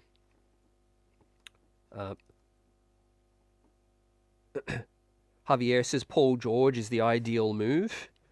I think I like Paul George as well. I think out of the realistic, viable options as of today, I would agree. I think Paul George offers that two-way size, all of that. I think the money and the durability is the concern, But just the Paul George, the talent, Paul George, the archetype is a perfect move for the New York Knicks right now. I think he's probably going to be either staying in LA or heading to Philly, fam. I think that he's going to get his 50 mil, like either way. See, the Philly are that pressure point for the Clippers, right? If they don't want to pony up, Paul George got leverage right now, right? So he can walk into the Clippers front office and say, all right, I want, forget about all the doubts. I want the bag. If you're not willing to give me that, I'm going to go to Philly, and they're willing to give me the bag. So that, if you're Paul George, you're in a good situation. I think he's going to get that 45, 50 mil, right? So that just goes to show, man, no matter how maybe old you are or lack of durability, if you are a Paul George type player, right, outside of OG Anunoby and some of those guys, right, they are like the creme de la creme of the wing in the NBA, right? And it's still in style right now. So that's the concern, right? He's declining, and long-term future. Look, if the Knicks could get Paul George on a 2-year deal, which is max money, I would do it. It's the latter part of the contract that's going to be the worry, fam. And look, if you're Philly, you're basically like, you're desperate. See, a lot of these teams, man, they're desperate. The New York Knicks we've got time on our side. I know some of us are impatient, and yes, we need to make moves, right? We're close to the NBA Finals. We need to get closer. But we're less desperate than a lot of these other teams, right? Think about Philly. You got Joel Embiid approaching 31, right? Bad knees. You've got Miami Heat with a front office and their star going, back and forth. You got Indiana who, are on the rise, but let's be honest, they wouldn't have been there if the Knicks were healthy. Orlando, they're coming up, but they're not there yet. And then outside of that, you got Cleveland. Looks like they're going to keep Mitchell, but they're not a real threat. Milwaukee Bucks, let's face it, I think their ceiling has been reached. If you're Milwaukee, right? Not saying they can't be good, but I think their ceiling has been reached right now. And maybe Giannis is the next big name to ask out. And then outside of them guys, it's Boston. That's it, right? And we know Kristaps Porzingis, right? We don't know how healthy he's going to be in the future coming years, right? The Knicks might just get some luck down the line as well. So with Boston, Boston and the New York Knicks, right? They're going to be my two tops of the East, right? As we will do our, preseason and off-season predictions. But a healthy New York Knicks, even running it back, I think should be put in the top two, right? We finished with the second seed, and we deserve that tag right now. So, yeah, it's all about just building the depth. We don't really need to chase the megastar right yet because we're not desperate, right? We will wait to see which one becomes available, and we are waiting, we are watching. But it's all about, like, are they the best fit, right? And obviously, if I had to make a prediction over which current New York Knicks star is not here, out of the two, it's more than likely Julius Randle, of course, with the contract situation, all of that. But having said that, I could still see a world where Julius is here for the long term. They come to some kind of mutual agreement with the contract, and then they try to add a third guy or a fourth guy with OG. And maybe that proves to be the right squad, the right mix. I said this before, fam, but I was going to be doing a show about the Knicks' pathway to a championship. Could the Knicks be the next 04 Pistons, where it's like maybe you've got 1 star, 1.5 stars, 2 stars, and a bunch of elite players, elite depth, elite roster. That's not, star heavy. And I think that's really, really possible. I think the Knicks could be the next championship winning team that's not star laden. If you look at all those other teams, obviously the Warriors, the Bucks were kind of like, you had Giannis and then you had, the other two players on a lower tier as well. So I think that's a pretty good blueprint. I don't think that gets enough credit. The Milwaukee Bucks, championship. Obviously, they got a bit of luck as well. Brooklyn, Kevin Durant's toe was on the line as well with that situation. But I think you drafted your homegrown stars with Middleton, Giannis, and then you got Drew Holiday to complete the puzzle.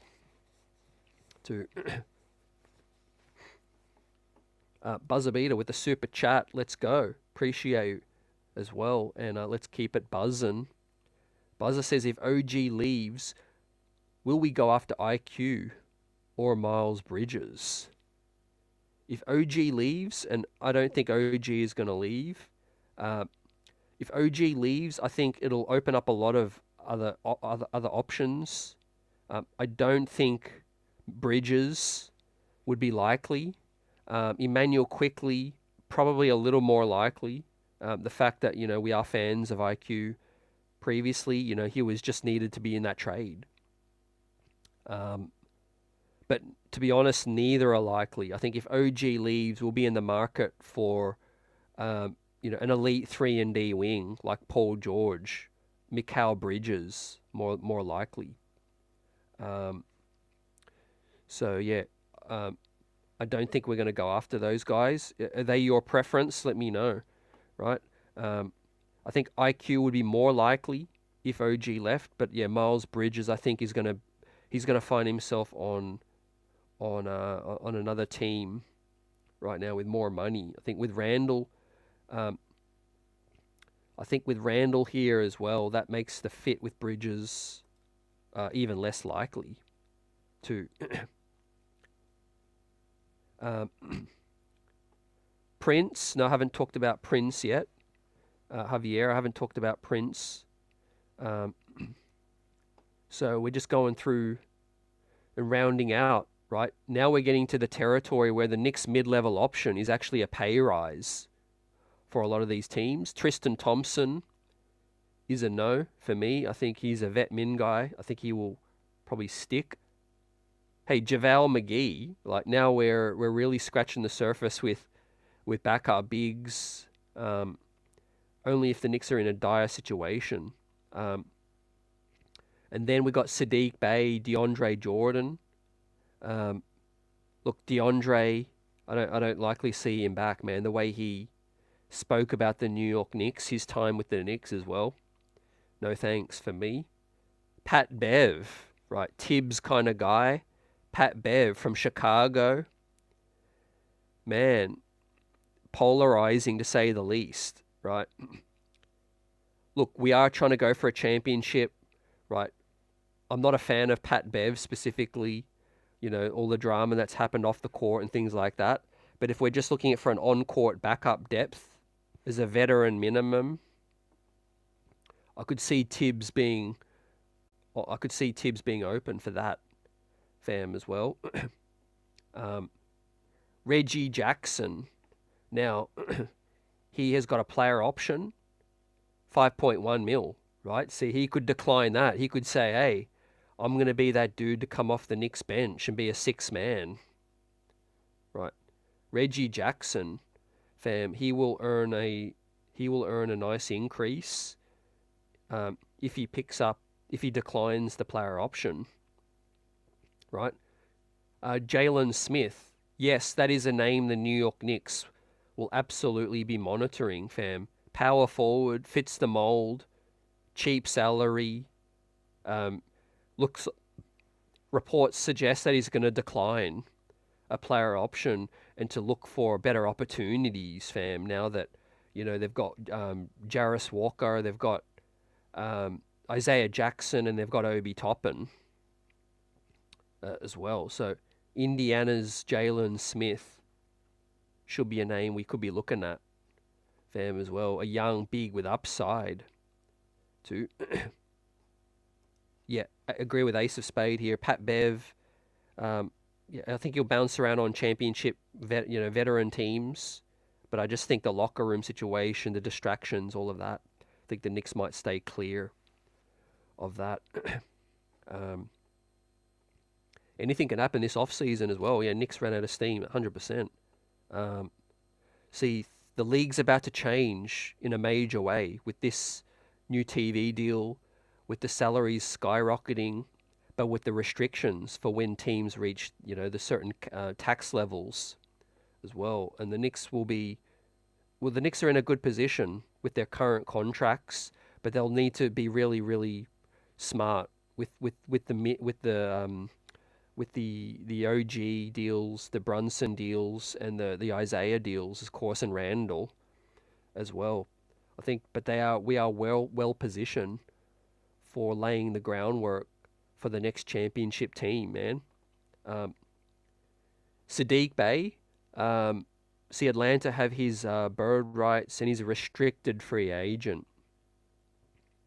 So we'll see, man. Look, let's say the Knicks waive Bogdanovic or non-guarantee him and open up this 12.9, right?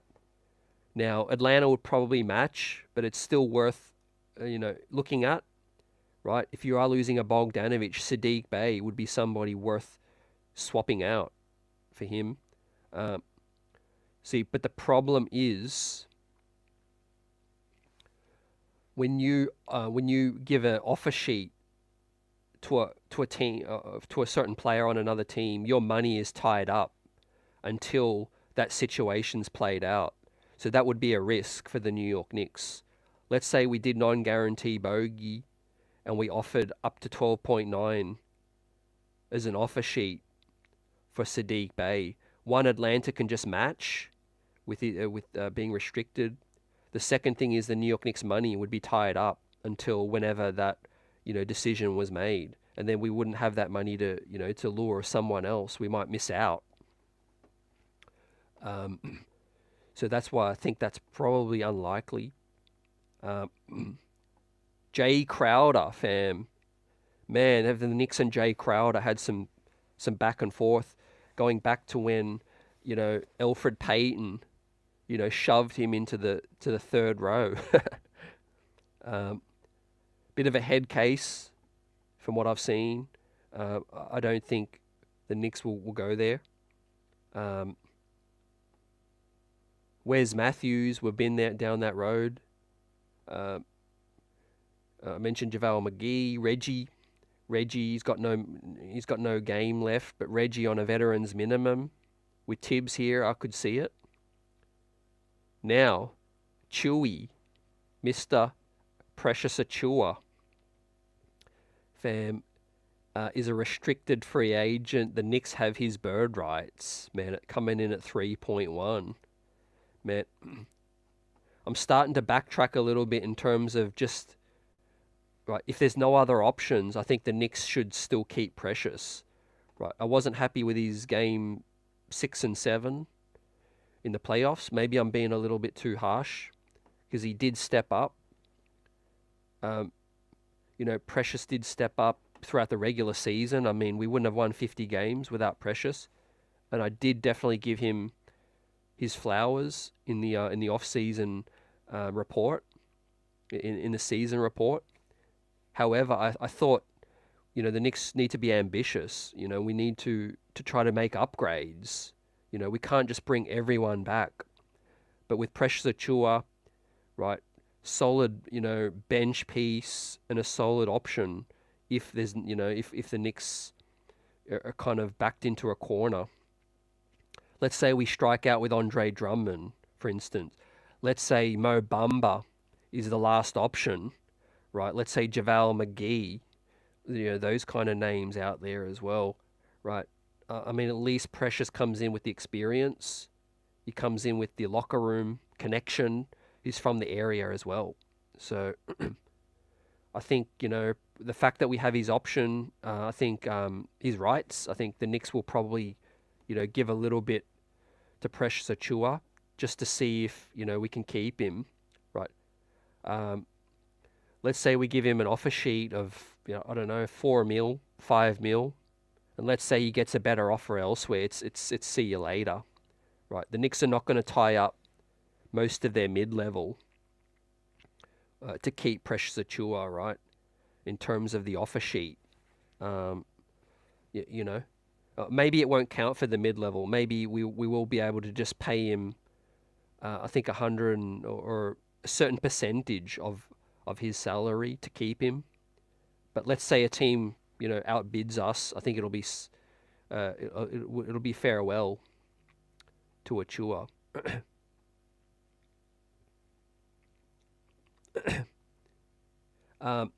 We've talked about Rokas before, Buzzer. Yeah, this is completely outside of Rokas because it won't affect what we can do with Rokas, fam. The Knicks still have that guaranteed second round draft pick salary that we can offer Rokas as well. So we can do free agency mid-level signings and we can still have an offer sheet for Rokas as well. But yeah, in terms of Rokas coming, it's still uncertain. We don't know, whether he, that's exactly what is going to happen. He might still get a better offer in his European team. So yeah, we're waiting to see. But I don't think, Rokas is the biggest need. I think backup big and I think backup wings. Now I won't mind like a Jordan Nwora, right? Apologies for this ad. Keep popping the screen. But yeah, Jordan Nwora, 2.9 milli, completely unrestricted, right? That's the kind of guy with a bit of wing size and scoring that the Knicks could get, as a part of a mid-level, with some a modest salary, right? I don't think he's really going to get a pay increase, right? We could get him even cheaper. And then, yeah, Kelly Oubre, of course, we talked about probably the biggest name connected to the Knicks, I think the most realistic to swap with Bogdanovic, right? I think that's a pretty decent win, right? When you're thinking about what we got for Bogdanovic, he did well for us when he was healthy. And we move forward with a Kelly Oubre who's younger, plays better defense, can also shoot the 3-ball okay, but not the best, right? But a solid two-way option for cheap, right? Cameron Payne would be a huge no for many reasons, but I think the latest reason is is in trouble with the law. Now, Josh Okogie, Dario Saric. Dario Saric is a fascinating name to look out for as well. He's completely unrestricted, and he's only earning 2.7. So, he's a serviceable backup big. Wouldn't be one of my preferred targets, but I think would be okay for bench depth. Certainly a Torrey Craig would be a good target as well. Now he has a player option. I think he'll decline. 2.6 mil he's on. His player option will be probably something like 3.5. He'll decline that, and he'll be available. So yeah, could the Knicks split their mid-level with Torrey Craig, Kelly Oubre? That would be solid. Can guard threes, can guard fours. Doesn't give you much offensively, but can definitely guard the heck out of it. Obviously, there's so many names, right? So yeah, we're going through this all, and we're just chopping it up in terms of just getting a rough, idea of what talent the Knicks could add if they do part ways with Bogdanovic too. I like Lonnie Walker, but I think he is where we at with that?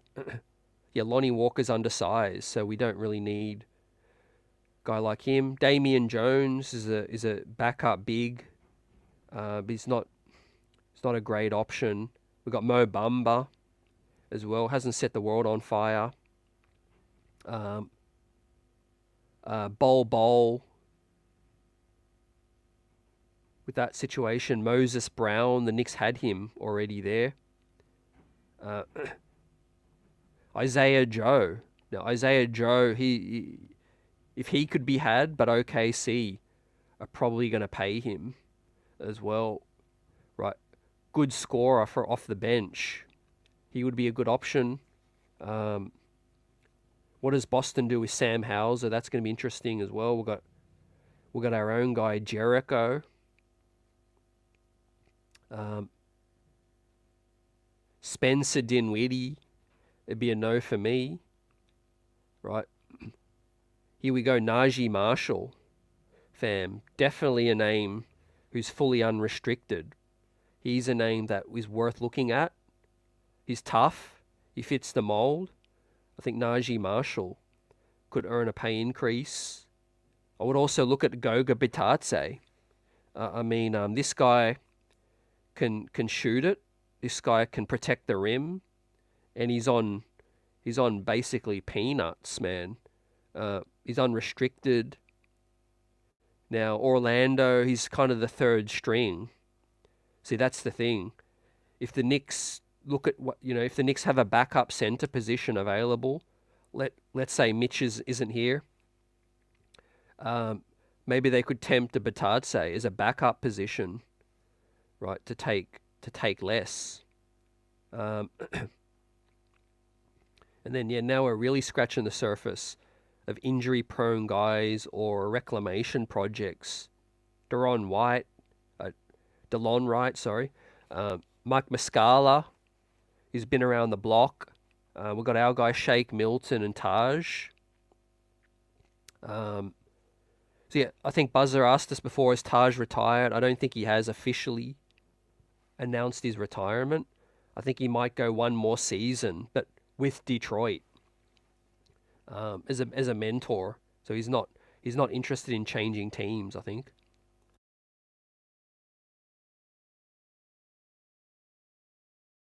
I think Taj has had his stint with the Knicks. See, Dominic Barlow, I like him. He would be a nice prospect with upside, I think, to develop. Outside of that, none of these guys are really worth the mid-level. They're all veterans minimums, fam. So there we have it. We'll get close to wrapping this thing up, and then we'll get it on the next one. But in terms of what this show was all about, I hope you got a bit more perspective on the options available that the Knicks can do. Right, it's keep Bogey, keep him as a player but use that salary in a bigger deal, or it's the mid-level exception. Can the Knicks get the most value out of 12.9 milli? Right, we saw the players available, what's going to be out there, and I do think that some of the best names could be Kelly Oubre, Royce O'Neal. If we're using the mid-level, if we're trading, it could be a KCP, Bruce Brown, Tyus Jones. I think Drummond could fit in the mid-level as well. Caleb Martin's a good name. I think Jalen Smith, Derek Jones Jr. Some bench depth at the wing, right? See, the thing is, if OG goes down or misses time, which he will, he's not going to play 82. His backup wing is Bogdanovic. Now that's not a like for like backup, right? Bogdanovic will bring in the scoring, but you'll lose every single bit of defense that OG had, and that's where we suffered against Indy. Now, Precious Achiuwa, I had high hopes that he would come in and really make Siakam work a bit, But game 6, game 7, he let me down, right? And I'm not the first one to say this. That Precious Achiuwa is kind of that guy around the league that, he's on his third team for a reason, right? If Precious Achiuwa was guaranteed dependable, right, he might not be on his third team. So, he is kind of, for me, he's a backup option. He's a last resort, right? So I think the Knicks do need to, to solidify, a wing defender behind OG better than Bogdanovic, right? Ideally, someone who can bring some scoring like Kelly Oubre, Royce O'Neal. But also we have the draft, fam, and I can't wait to continue our draft conversation, right? So much more to talk about with my big board 1.0 and then my first mock draft coming in the next episode, fam. We'll be getting it on Tuesday or Wednesday will be our next show, and then we'll have another draft guest next week. But happy Father's Day to everyone out here. The Knicks off season starting on the draft night is going to be big, and that's going to let us know kind of which way they're leaning with the center situation, and then I think we'll probably see a trade on draft night. Does that include Bogdanovic? Right, if there is a trade, it's quite likely that it will be. But 2 days after the draft, if we still have Bogdanovic, 2 days later is the date that he's going to set the table on June 28. Do the Knicks pick up Bogdanovic's contract option, or do they non-guarantee it too, fam, as well? But appreciate Buzzer Beater for the super chats, and also the whole chat for you guys and your thoughts and questions as well. If we didn't cover something as well, I apologize, but let me know in the comment section as well. Bricks Nation in the building, let's go. Smash that like button on the way out as well. And Javier says also about Andre Drummond, born in Mount Vernon but grew up in Middletown as well. So, Andre Drummond is going to, I think, get a pay increase as well. As Reese says as well, Nick Richards is a name out there that I think is a solid option as a backup. But I think Charlotte will really be looking to keep their bigs at this stage. I know Mark Williams hasn't really hit the ground running. D-Ras, peace as well. And I think, the Knicks are in a great position, right? Starting draft night. I'm confident this time around we are going to take a player, right? Definitely in the second round, first round still likely, but both picks in the first round, I think that's probably less likely right now. So we will see some kind of movement from the New York Knicks. Do they move one of those picks and maybe a player for a vet? Or maybe they move one of the first round picks for a future first to use in a better trade?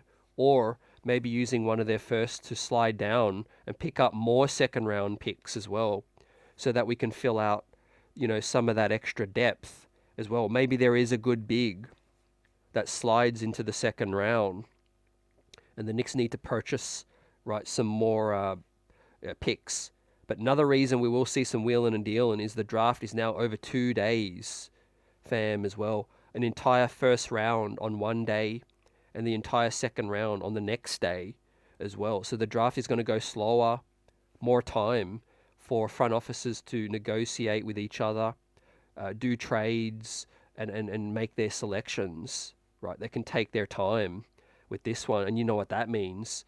That means that William Wesley, Gerson Rosas, Tom Thibodeau, and Brock Aller and Leon Rose are going to, the Brains Trust are going to be sitting there debating already, like they are right now, about what's coming up. But I feel very confident that OG Anunoby and Isaiah Hartenstein will stick as well.